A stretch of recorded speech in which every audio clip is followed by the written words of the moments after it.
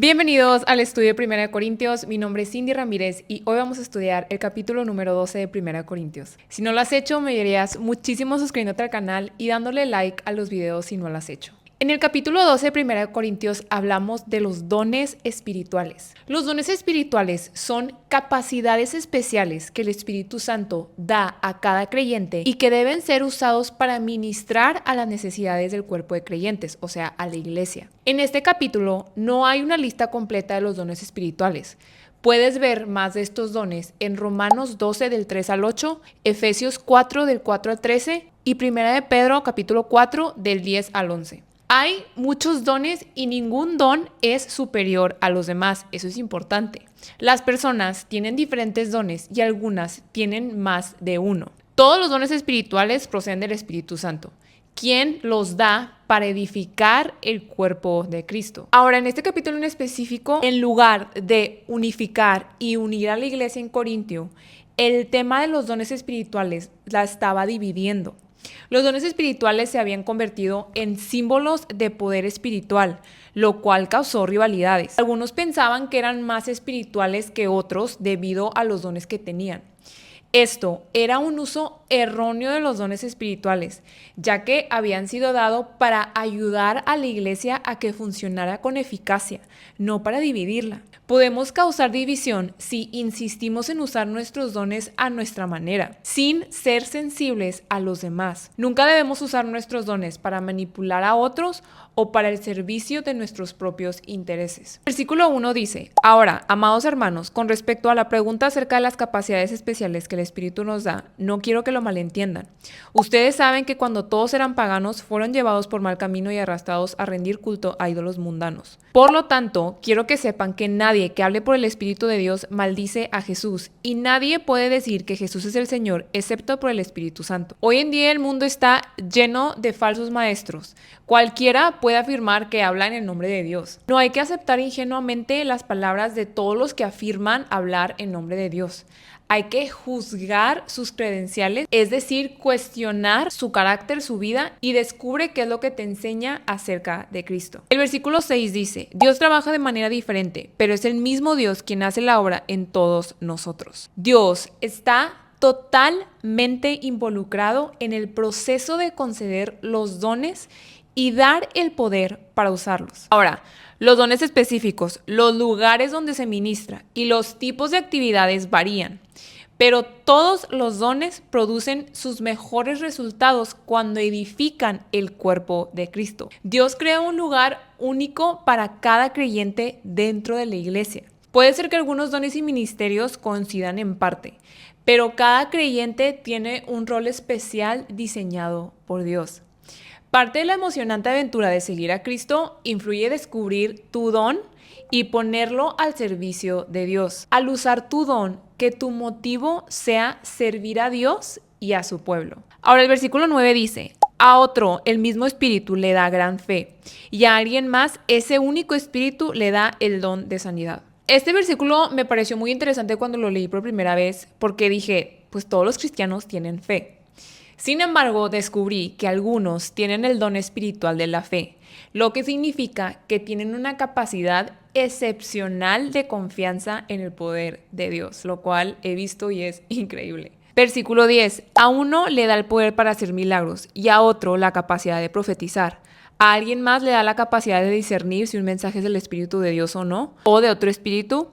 Todavía a otros se le da la capacidad de hablar en idiomas desconocidos, o sea, en lenguas, mientras que a otros se le da la capacidad de interpretar lo que se está diciendo. Versículo 11. Es el mismo y único Espíritu quien distribuye todos esos dones. Solamente Él decide qué don cada uno debe tener. Me quiero detener un poco en el versículo 10 donde dice que Dios da la capacidad de profetizar. Esto no se refiere solo a predecir el futuro. También puede referirse a cuando los creyentes reciben un mensaje de Dios. Pablo anima a los creyentes a desear las capacidades especiales que el Espíritu Santo da, pero sobre todo la capacidad de profetizar.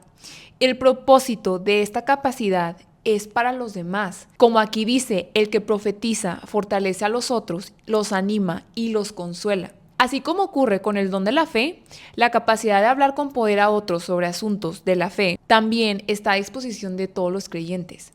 Sin embargo, el Espíritu da a algunos una medida especial de este don. Por ejemplo, como leímos en Romanos 12:6, Pablo escribió: Dios en su gracia nos ha dado dones diferentes para hacer bien determinadas cosas.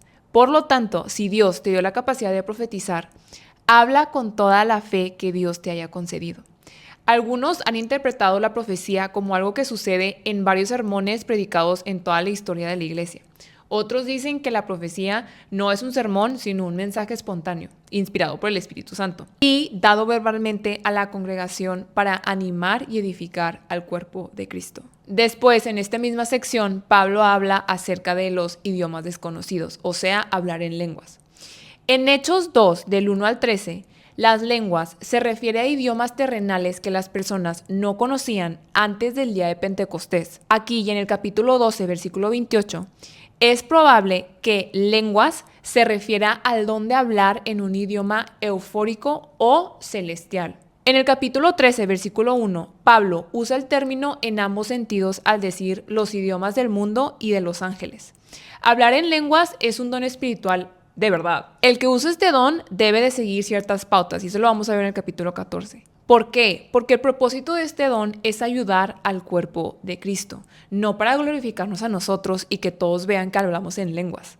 Los que no hablan en lenguas no deben de tratar de obtener este don como evidencia de su salvación o de una cercanía especial a Dios, ya que no es ni una cosa ni la otra. Este es un don de Dios, dado solamente a quienes Dios quiere. Ahora, mi consejo sería que si no tienes el don de hablar en lenguas, busca qué dones sí tienes. Trata de descubrir los dones que Dios te dio y úsalos para su gloria. Por ejemplo, yo no tengo el don de lenguas. Lo he escuchado y jamás me he preguntado por qué no lo he tenido. Sin embargo, estoy consciente de otros dones que Dios me ha dado y los trato de usar para apuntar a otras personas a Cristo y glorificarlo a Él. Ahora, no importa qué don o dones tenga una persona. Todos los dones espirituales vienen del Espíritu Santo, sea el de profetizar, hablar en lenguas, el de discernimiento, todos vienen del Espíritu Santo. Él decide qué dones distribuir a cada creyente.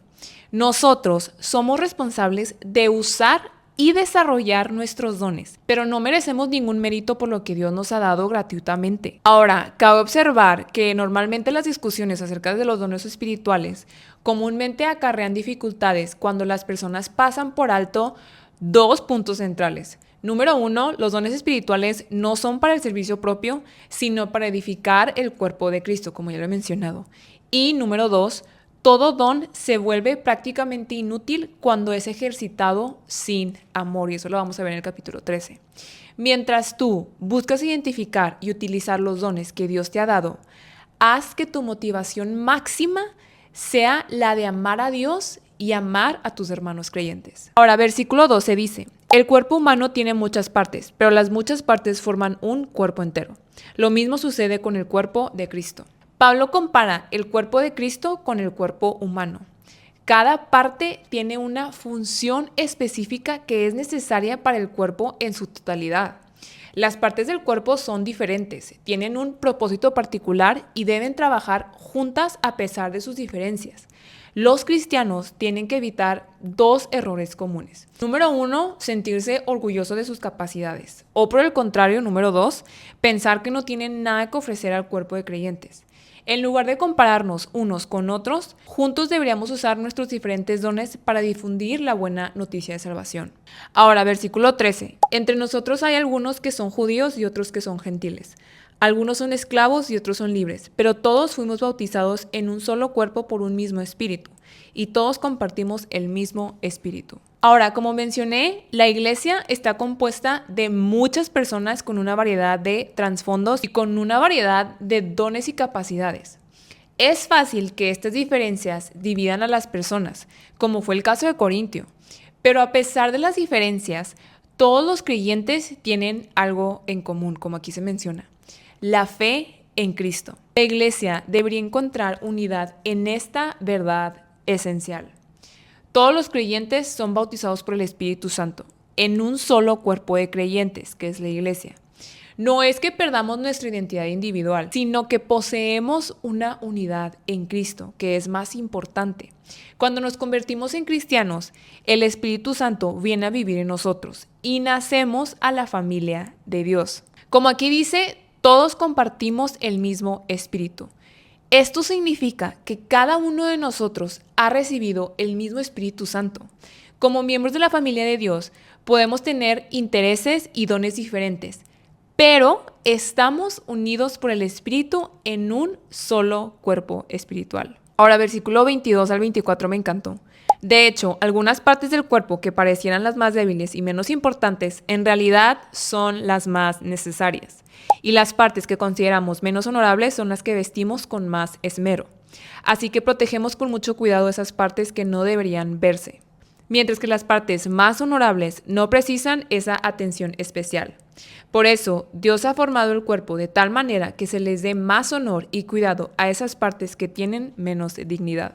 Aquí, Pablo está presentando sus argumentos a favor de la diversidad de dones y de la aceptación de esa gran variedad de dones que Dios le da a su pueblo. ¿Y qué es lo que está diciendo aquí Pablo? Nadie debe sentirse superior debido a su don. Por el contrario, todos deben usar sus dones de manera voluntaria para servir a los demás. Con mucha frecuencia, los dones más visibles, como predicar o enseñar, son más apreciados que los dones menos visibles, como ayudar y servir y estar atrás. Nadie debe menospreciar la contribución de otra persona, no importa cuán insignificante parezca. No debemos estar descontentos con el don que Dios nos ha dado. Más bien, debemos estar deseosos de servir. Tampoco debemos envidiar a los que aparentemente tienen más dones que nosotros. Con amor, hay que considerar el don de cada creyente, incluido el tuyo, como algo maravilloso y muy valioso para Dios. Ahora, este es un tema muy importante porque debemos de preguntarnos ¿cómo reaccionamos cuando otro creyente recibe honores? ¿Cuál es nuestra respuesta cuando una persona está sufriendo? Debemos alegrarnos con los que están alegres y si sufren, compartir su sufrimiento, como dice Romanos 12:15. Tristemente, a menudo nos ponemos celosos de los que se alegran y somos indiferentes con los que sufren. Los creyentes estamos juntos en el mundo. El cristianismo individual o privado no existe. Debemos involucrarnos en la vida de los demás y no solamente disfrutar de nuestra propia relación con Dios. Versículo 25 y 26. Esto hace que haya armonía entre los miembros, a fin de que los miembros se preocupen los unos por los otros. Si una parte sufre, las demás partes sufren con ella. Y si una parte se le da honra, todas las partes se alegran. Por último, el versículo 31 dice: por lo tanto, ustedes deben desear encarecidamente los dones que son de más ayuda. Los dones más útiles son los que más benefician el cuerpo de Cristo. Pablo ya dejó en claro que ningún don es superior a otro. Por lo tanto, exhorta a los creyentes a descubrir cómo pueden servir el cuerpo de Cristo con los dones que Dios les dio. Tus dones espirituales no son para tu propio beneficio. Te han sido dados para servir a Dios y realzar el desarrollo espiritual del cuerpo de creyentes, el cual es la iglesia. Coméntame cuál fue tu versículo favorito del capítulo 12 y te veo mañana en el capítulo 13. Bye.